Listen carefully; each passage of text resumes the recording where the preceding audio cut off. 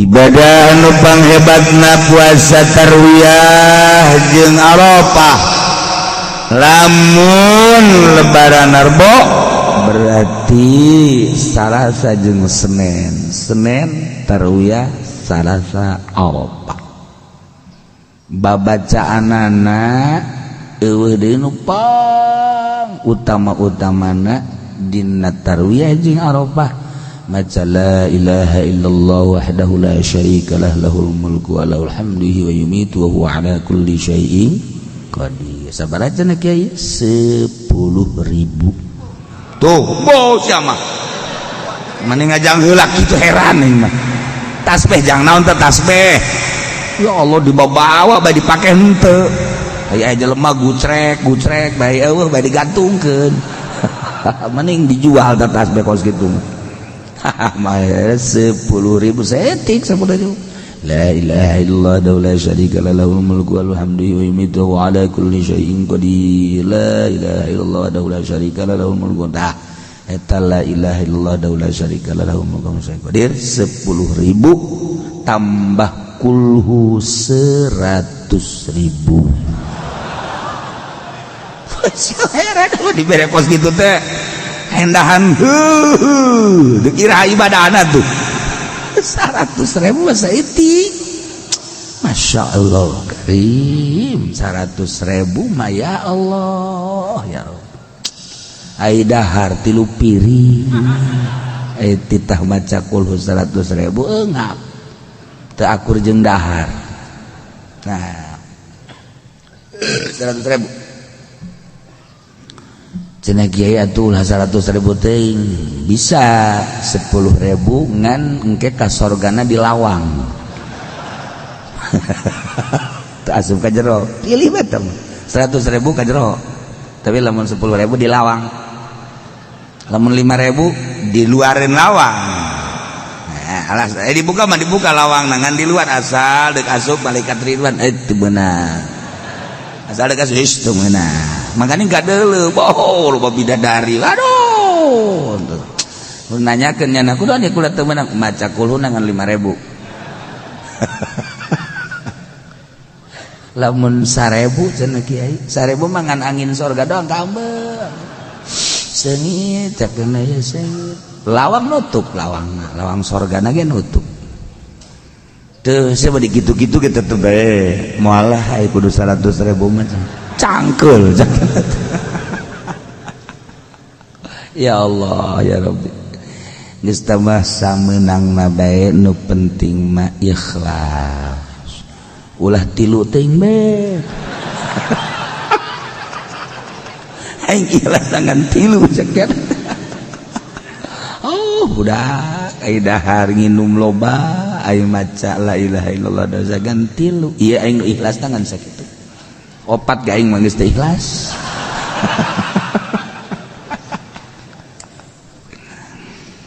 Gitulah mun nanya babacaanana la ilaha illallah wahdahu la syarikalah lahul mulku wa lahul hamdu wa yumitu wa ala kulli syai'in qadir. Atuh tikuari masalah di ayeuna geus masalah kulhuna mun bisa ja 100.000 jadi atakah maksudna. Doa urang bari ngadoa Allahumma inni qad qara'tu suratal ikhlas 100,000 marrah wa anta ta'lamu ma urid. Allahumma ja'alha ataqatan li minan nar wa fidaan li minan nar wa salamatan li minan nar. Tah doa nu pangpendekna tah doa atakah teh nu pangpendekna sakitu tah.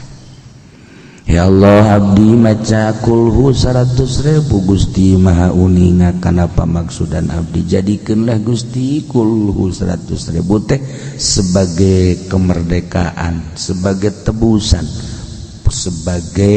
tebusan tina neraka jeung kasalamatan tina neraka. Masya Allah 100.000 sehingga kangjeng Nabi nyarita saha jelema maca kulhu 100.000 haram awakna di neraka. Masya Allah masih keneh nawar keneh baik nawar keneh baik ya Allah ya Rabbi teu kabita eta diharamkeun ka neraka teu kieu ye mantep amat ya gas bebeja ka pamajikanna ka anakna mana bahasa baheula tak mana tah ya ini mama murigak puling mah ngadenge mama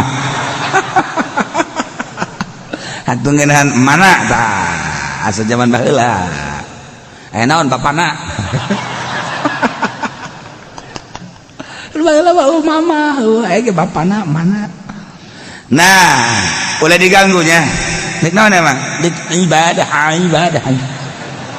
hasil ngaji mingguan di tamaja kulo bejakeun ka anak ka inju abah ulah diganggu deuk di kamar ya disiapkan ulah ini tah besijang dapur ta duit kana tah woi mantap abah sia tuh coba kayaknya coba aing mah neuleuh coba kekuatan sabaraha jam coba bebeja pamajikanna ge anakna inju abah sia keur ibadah kayaknya coba lamun nyana keluar sajam 2 jam urang surakan kutilok-tilokna berarti eta kutilok-tilokna geus diancam we ku pamajikanna nah mamparkeun sajadah urang aing nyaho coba awak ge pokona 100.000 can nyahoun cek nyana teu pegel meureun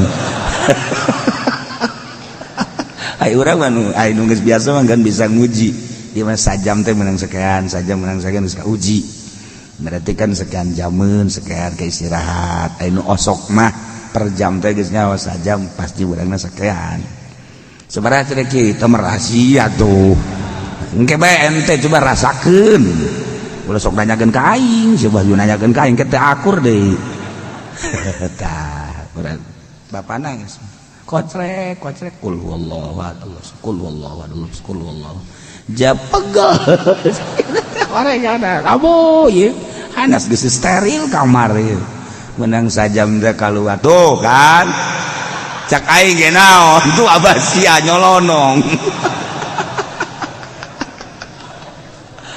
kudu nekat urang nyawa coba buatkeun urang insyaallah lamun himmah urang tinggi sakumaha cek Kangjeng Nabi saha jelema man qara'a surat al-ikhlas jelema nu maca kulhu 100.000 masyaallah haramahullah Allah ngaharamkeun kana jasadna tina neraka kabita jadilah ataka geus babacaanana naon gitu ngaranna doana nu tadi tah cenah hese teh kieu doana atuh sia mana naon ge hese bae ieu jam mondok henteu sakola henteu atuh pasti hese geus pake bahasa urang bae tama doa ieu Allahumma inni qad qara'tu surat al-ikhlas 100,000 marrah wa anta ta'lamu ma urid Allahumma bas bajang batur Allahumma ja'alha sawabaha Allahumma ja'alha ataqatan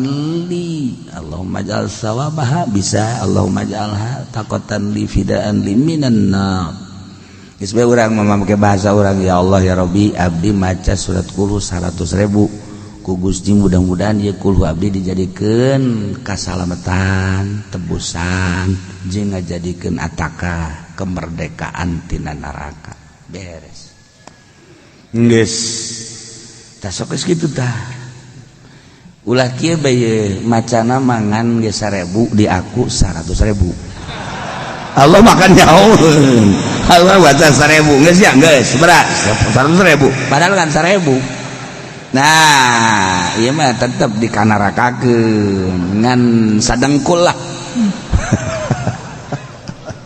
ya Allah ya Rabb nah ieu keur carita gedena jeung luhurna jeung agungna poe Arafah sok digarunakeun bagi jelema-jelema di luar Arafah etalah maca atakah di ditu ge saroye di Arafah ge babacana eta la ilaha illallah daula syarika lahu kulhu jeung doa-doa nu khusus geus urang maca eta ya ieu mah beusi nanyakeun maca naon sih kiai eta tah babacaanana nu tadi insyaallah urang kabehan ke siap maca eta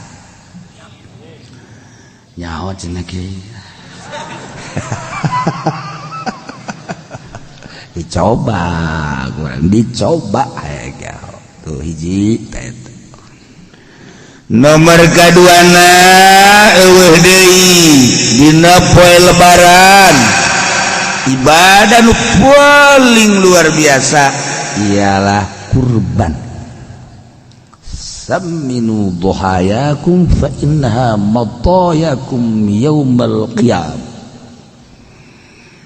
lintuhan ku aranjeun kabeh dhuhayakum kurban-kurban aranjeun kabeh fa innaha matayakum lantaran korban teh bakal jadi kendaraan matayakum yaumal qiyam engke urang bakal aya kiamat sanggeus kiamat bakal aya ba'ats teh dihudangkeun ti kuburan masing-masing digiring hasru ka mahsyar mauqif ngaranna tempat mauqif teh aqsa lamun haud kangjeng Nabi mimbar kangjeng lamun raudhah min riyadil jinan raudhah kangjeng nyaritakeun baina baiti wa mimbari raudhatun min riyadil jannah masyaallah jelema nu geus ka raudhah berarti geus cicing di patamanan sorga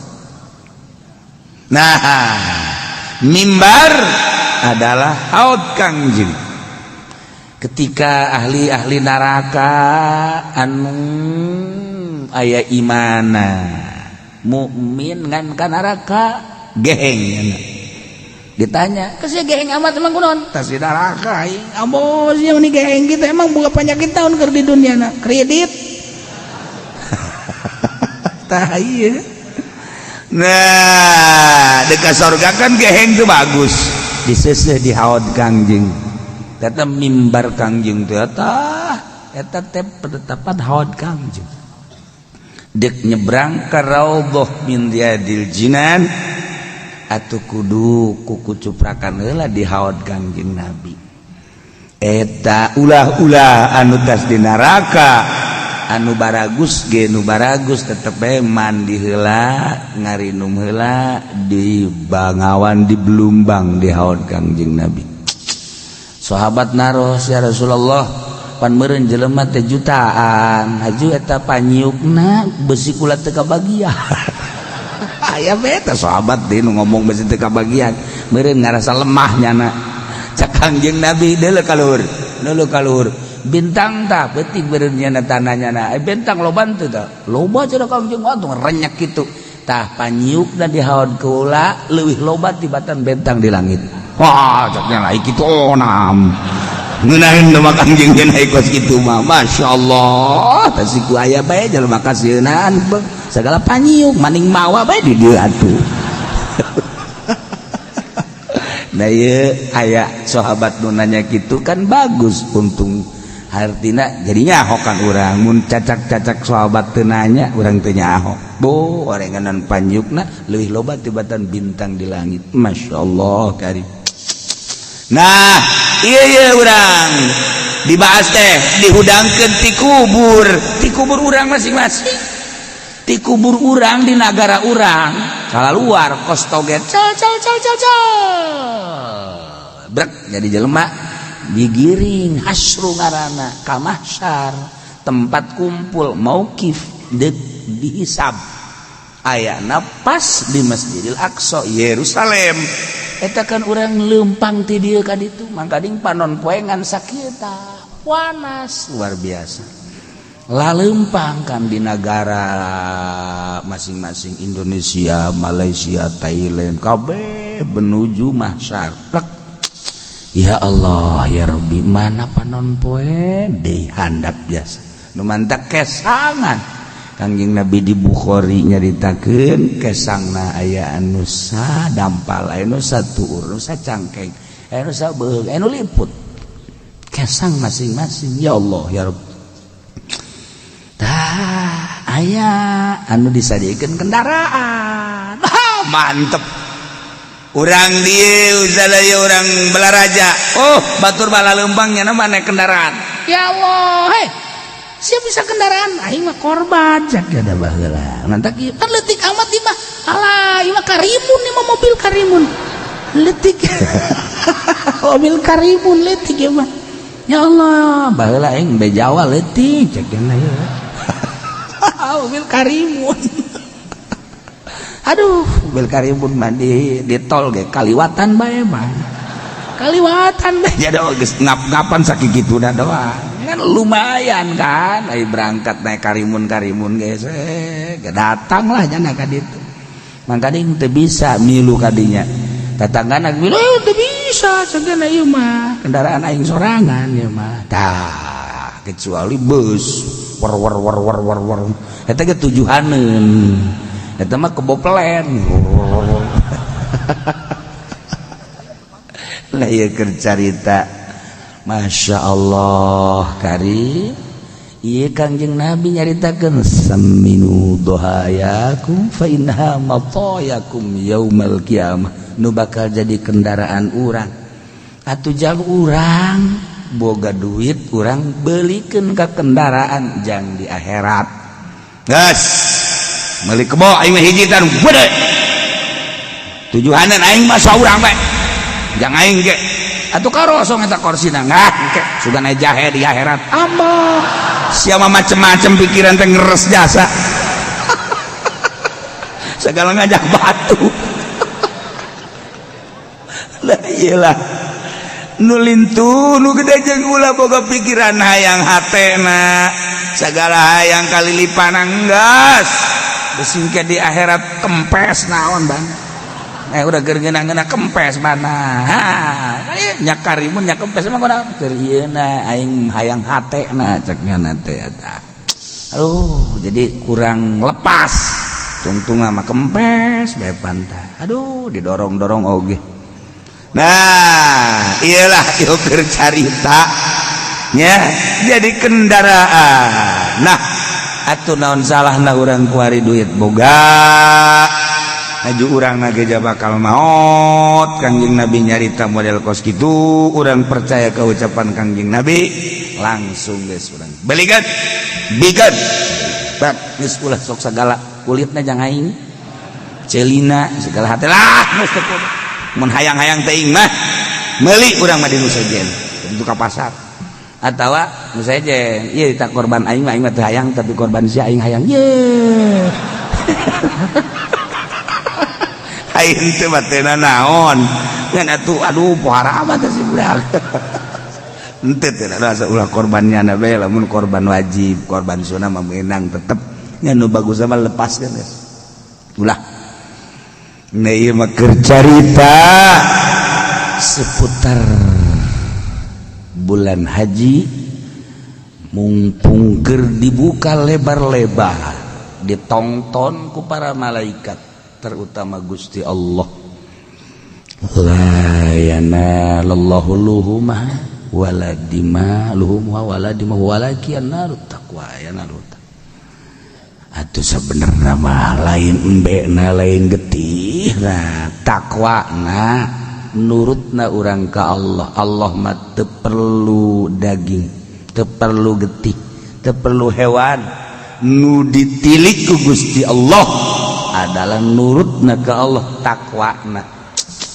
Fakir miskin masyarakat gaur daging eta mah urusanana sapira jang jasad tetapi horeng Allah manilikna takwa urang nurutna ke Allah. Cenah kieu kula mah lantaran loba jasa ieu boga duit aju jadi korban teh dek meuli 5 di dia kebo di ditu kebo di pokokna teu pokona mah kula mah jang kula mah 5 bae kebo kabeh meunang tante ieu atuh meunang jasa geus pokona mah satahun 5 dek embe tah dek kebo kula mah geus kitu bae tah dasar loba jasa duit masalah kula mah teu boga jasa duit cenah kieu jadi hese ieu nu tadi mah boga jasa nu kuari mah teu boga jasa hayang mah hayangan teu boga kuat cenah kieu masalah kotok atau soang meunang nah itu boga mah teu boga mah soang ge masalah aya hadis dhaif sabogana urang soang ge teu boga bebek teu boga anak kotok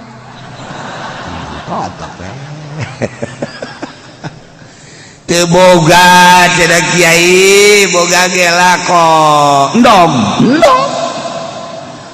ge basa dikorbankeun hiji kulub sanggeus dikulub asak dahar ku sorangan korban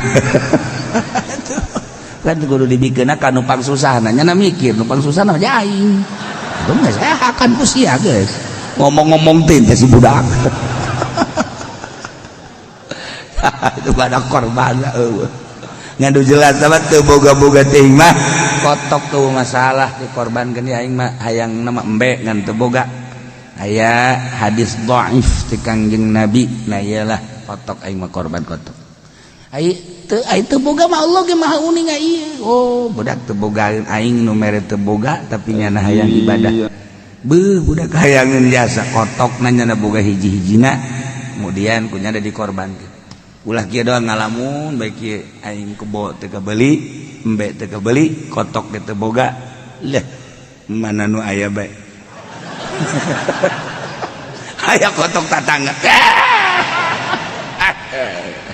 bikin gaji pendek ya mah dia nah dia aing korban ya bener sih ya aing mah teu boga-bogana tapi aing mah hayang korban tah pencit atuh haji pendek mencit barang isukna teh nu neangan kotok leungit cenah kotok leungit buluna aya di hareupeun imah haji pendek ah iya nya langsung nelpon polisi tungtung lama gara-gara kotok haji pendek ngerem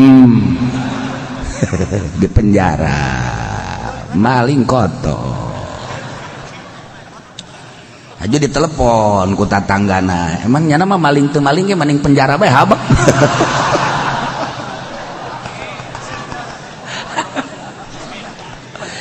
nah iyalah cerita seputar kurban ieu basa kadar geling-geling jeung nambah-nambah keyakinan besi urang ngolembar seminu tuhayakum fa innaha matayakum yaumal qiyam beuh bunga amat batur lalempang urang naik kendaraan masya Allah kan jeung betapa sedihna amat nu baheula boga aja teu korban geus dibuktikeun kan ku Gusti Allah ti nagara masing-masing berangkat ka mauqif Allah Karim renungkeun ku urang mana panas eueuh tatangkalan kan geus dirobak ku Gusti Allah ieu bumi teh rata ya Allah ya Rabb nah persiapkeun ku urang ku hari amal-amal urang